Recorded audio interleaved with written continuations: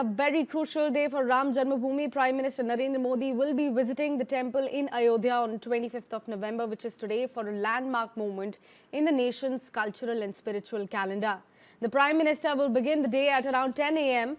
with a visit to Sapta Mandir complex, which houses temples dedicated to revered sages including Vasishtha, Vishwamitra, Agastya and Valmiki, along with Devi Ahilya, Nishad Rajguha and also Mata Shabri.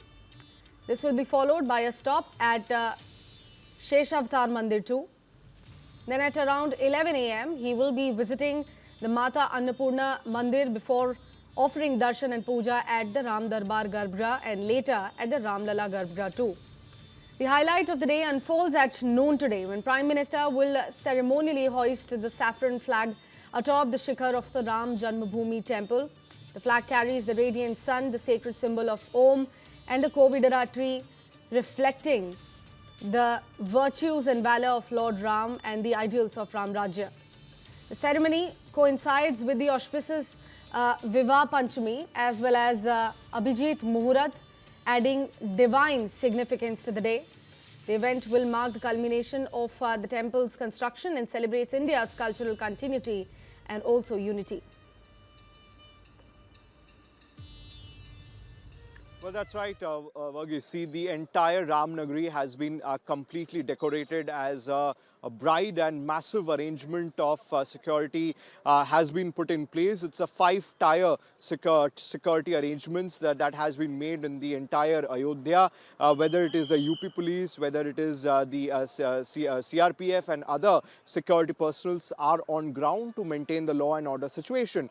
Meanwhile, I'm standing right in front of the gate number 11, which is the Adi Sankaracharya gate. Now, through this gate, the VVIP movement will take place tomorrow, and through this gate, Prime Minister Narendra Modi will be entering. Now, Prime Minister Narendra Modi, after landing in Ayodhya, will be carrying out a roadshow from the Saket College to the Ram Janmabhoomi temple. Now, through this stretch of road, the people of Ayodhya will be standing alongside both sides of the road to welcome Prime Minister Narendra Modi. Now, once he reaches at the Adi Sankaracharya gate, now grand welcome has been organized by the local BJP cadres here, where thousands of saints, mahants will be there, and they will be welcoming Prime Minister Narendra Modi as per the Vedic Shastra of Ayodhya. Now, the flag itself has been made with a special silk with a few, the weight is around 4 to 5 kgs.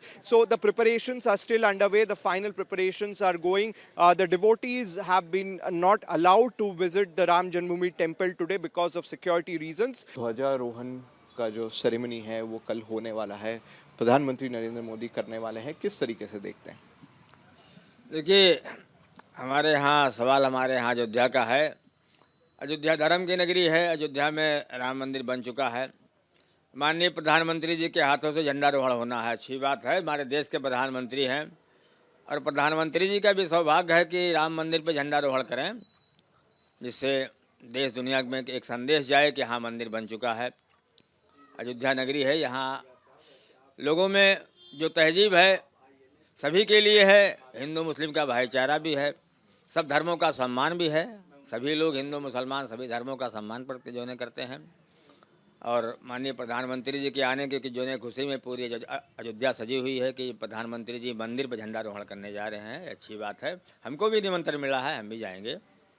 आप पिछली बार जब अयोध्या राम मंदिर का जो उद्घाटन हुआ था, आप उसमें गए थे, आपको न्योता आया था। इस बार भी जो है ध्वजारोहण में आपको न्योता आया है सरकार की तरफ से? देखिए, न्योता हमको भी मिला है। और अयोध्या जो है ये धार्मिक नगरी है। यहाँ जो है हमारा धर्म जो है सभी धर्मों का सम्मान करता है। हम उसी में के हैं कि सभी धर्मों का सम्मान करते हैं। तो अगर न्योता मिला है तो हम भी जाएंगे। हमको भी खुशी की बात है कि हमारे अयोध्या नगरी में जो है तमाम देश विदेश के लोग आ रहे हैं, और अच्छी बात है। जिनके अंदर धर्म की आस्था है, धर्म के हिसाब से लोग अपना अपना काम कर रहे हैं, अपने पूजा पाठ कर रहे हैं। धर्म के हिसाब से लोग चलें। हिंदू मुस्लिम का भाईचारा होना चाहिए, देश में गंगा जमनी तहजीब होनी चाहिए। यही हम जो है मानते भी हैं और लोगों से को सलाह भी देते हैं। जो ध्वजारोहण है, जो सेरेमनी है, इसका इम्पोर्टेंस या सिग्निफिकेंस अगर बता दें आप दर्शकों को। पहले तो पूरे देश के लिए शुभकामना, मंगल कामना। दुनिया के किसी भी कोने में सनातनी राम भक्त हैं, उनके लिए खूब खूब आशीर्वाद। लेकिन सनातन सिखाता धर्म की जय हो, अधर्म का नाश हो, प्राणियों सद्भाव, विश्व का कल्याण हो। भव्य राम मंदिर निर्माण के बाद हनुमानगढ़ी जैसे आप चढ़े होंगे तो ऊपर आपको ध्वज दिख रहा होगा। इसके अलावा जब आप परिसर में बैठेंगे तो ऊपर शिखर पे तांबे का ध्वज आपको दिख रहा होगा, अस्थाई तांबे का ध्वज। इसलिए क्योंकि उस ध्वज में, उस शिखर दर्शन से सारे पाप से व्यक्ति मुक्त होता है, और ध्वज का प्रणाम कर लेने से, ध्वज का दर्शन कर लेने से मंदिर का दर्शन, देवता का दर्शन, और एक मन में जो भाव होता है कि हम इस मंदिर में आ रहे हैं, चाहे संत के पास आ रहे हैं, तो एक उनको पुण्य भी उस ध्वज के दर्शन से लाभ मिलता है।